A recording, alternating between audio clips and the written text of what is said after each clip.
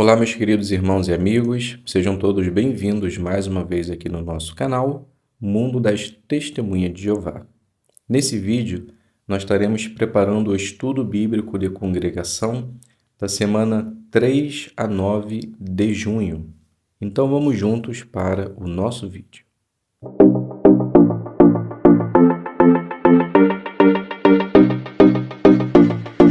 Então sejam todos bem-vindos mais uma vez aqui no nosso canal. É um prazer imenso ter vocês aqui, para agora juntos prepararmos esse estudo, que daremos continuidade ainda no capítulo de número 10, mas hoje iremos fazer a consideração dos parágrafos 13 ao 21. Apenas lembrando, se você está se chegando aqui no canal, já se inscreva, ative o sino, faça o seu comentário, compartilhe os vídeos, se você puder, e no final deixe o seu like para que assim o YouTube ele possa disponibilizar esse vídeo para outras pessoas. E também você pode se inscrever na opção Seja Membro. Então vamos iniciar nossa consideração no capítulo 10, a palavra de Jeová crescia. E o parágrafo 13, na qual nós iremos iniciar, tem o subtítulo: Viram-no e ficaram pasmados. Então vamos fazer a leitura dos parágrafos 13 ao 15. Pedro ficou parado naquela rua escura, pensando para onde iria. Então se lembrou de que uma cristã chamada Maria morava ali perto. Parece que ela era viúva e tinha uma boa condição financeira. Sua casa era grande o suficiente para ser usada por uma congregação. Ela era a mãe de João Marcos, mencionada aqui pela primeira vez no relato de Atos. Marcos, por fim, se tornou como um filho para Pedro. Naquela noite, muitos da congregação estavam reunidos na casa de Maria, orando fervorosamente, apesar de já ser bem tarde da noite. Com certeza, eles oravam para que Pedro fosse libertado, mas não esperavam a resposta que Jeová lhes daria. Pedro bateu no portão que dava para um pátio em frente à casa. Uma serva chamada Rode, um nome grego muito comum que significa rosa, foi atender. Ela não conseguia acreditar no que estava ouvindo. Era a voz de Pedro. Ela ficou tão agitada que, em vez de abrir o portão, deixou Pedro parado na rua, correu para dentro da casa e tentou convencer a congregação de que Pedro estava lá fora. Eles a chamaram de louca, mas ela não era do tipo que desistia facilmente. Ela continuou insistindo, pois sabia que estava falando a verdade.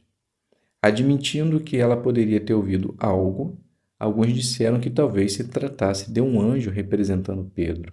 Enquanto isso, Pedro continuou batendo no portão, até que, por fim, eles o abriram. No portão, viram-no e ficaram pasmados. Eles ficaram tão felizes e fizeram tanto barulho que Pedro teve que acalmá-los para que pudesse contar o que lhe havia acontecido.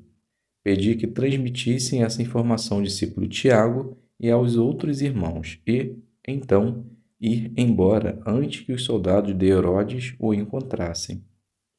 Pedro foi para um lugar mais seguro, onde pudesse continuar seu serviço fiel. A partir desse ponto, o livro de Atos passa a se concentrar na obra e nas viagens do apóstolo Paulo. Pedro sai de cena, com exceção de Atos capítulo 15, onde ele ajuda a resolver a questão da circuncisão. Mas podemos estar certos de que ele fortaleceu a fé dos seus irmãos espirituais aonde quer que tenha ido.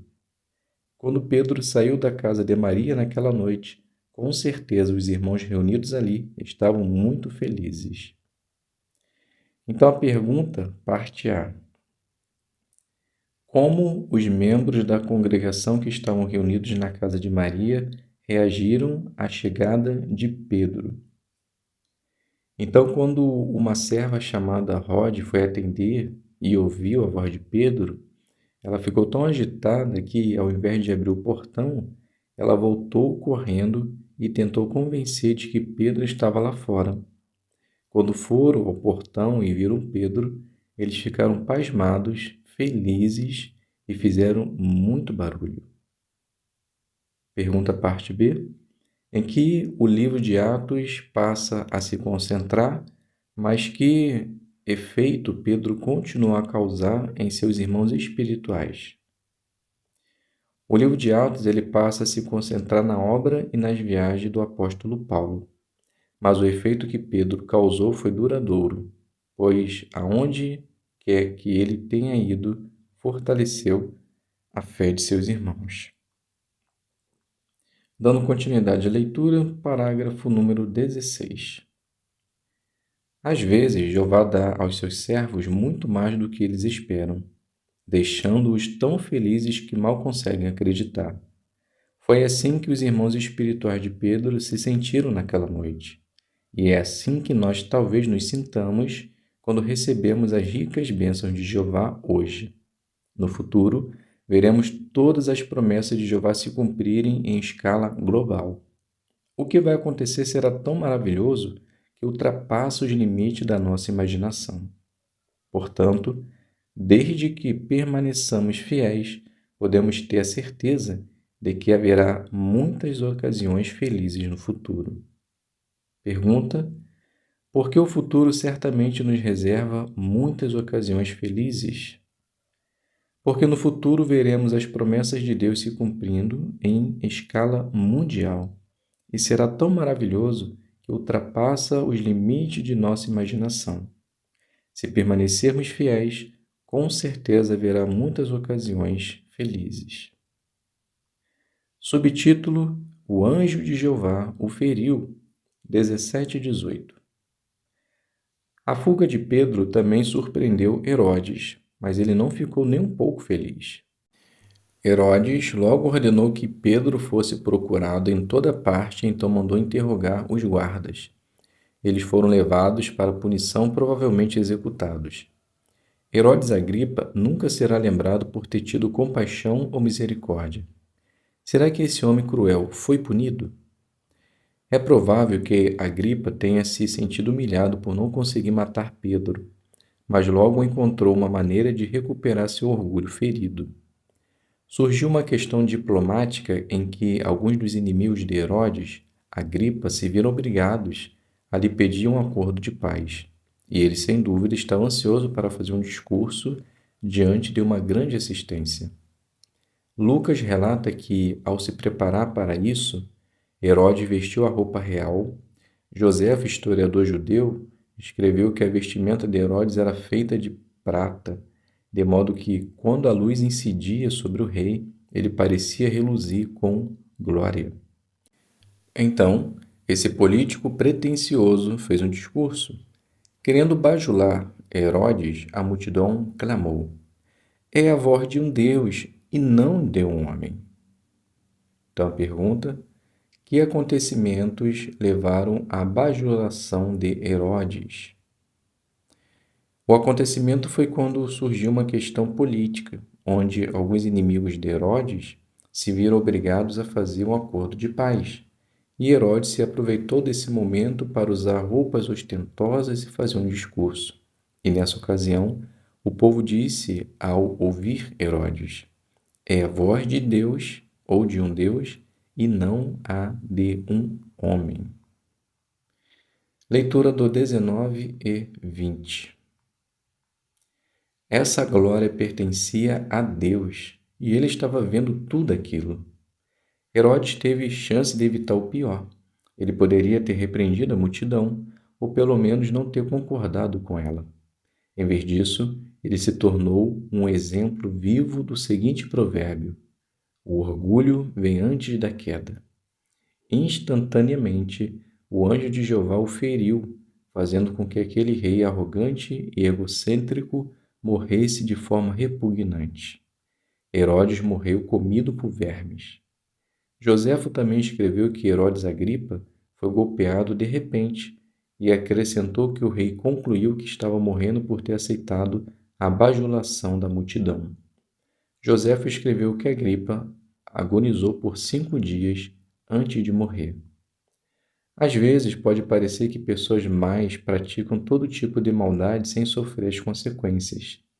Isso não nos deve surpreender, pois o mundo inteiro está no poder do maligno. Mesmo assim, servos fiéis de Deus, vez após outra, se sentem aflitos quando parece que pessoas desse tipo não são punidas. Por isso, relatos como esse nos consolam. Vemos Jeová agindo, como que lembrando a todos os seus servos que ele ama a justiça. Mais cedo ou mais tarde, sua justiça prevalecerá. Pergunta parte A. Por que Jeová puniu Herodes? Porque a glória é de Deus. E Herodes poderia ter repreendido a multidão, ou pelo menos não ter concordado com ela. Mas ele gostou tanto do que ouviu, que um anjo de Deus lhe tocou e ele morreu de uma forma repugnante, comido por vermes. Pergunta parte B. Que consolo podemos obter do relato da repentina morte de Herodes Agripa? Podemos ser consolados que cedo ou tarde a justiça de Jeová sempre prevalecerá, e aqueles que se acham que estão sendo bem-sucedidos, mesmo cometendo maldade, pode receber a sua recompensa da parte de Jeová. Leitura do 21. Esse relato conclui com uma lição ainda mais animadora. A palavra de Jeová crescia e se espalhava. Esse relatório a respeito do progresso da obra de pregação talvez nos lembre da maneira em que Jeová abençoa essa mesma obra em nossos dias. Fica claro que esse registro no capítulo 12 de Atos não trata principalmente da morte de um apóstolo e da fuga de outro. Fala a respeito de Jeová e das medidas que ele tomou para frustrar as tentativas de Satanás de destruir a congregação cristã e de acabar com a pregação. Esses ataques de Satanás falharam. Todas as suas tramas futuras contra o povo de Jeová também falharam. No entanto, aqueles que ficam do lado de Jeová e de Jesus Cristo participam de uma obra que nunca vai falhar. Isso não é encorajador? Que grande privilégio é ajudarmos a espalhar a palavra de Jeová hoje. Pergunta: qual é a principal lição do capítulo 12 de Atos e por que isso nos consola hoje? A principal lição do capítulo 12 de Atos é falar a respeito de Jeová e das medidas que ele tomou para frustrar as tentativas de Satanás de destruir a congregação cristã e de acabar com a pregação. E isso nos consola saber, pois todas as tramas de Satanás hoje também falharão.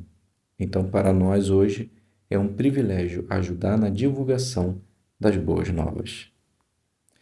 Então, meus queridos irmãos e amigos, aqui a gente finaliza o nosso estudo e espero que possa ter ajudado em sua preparação.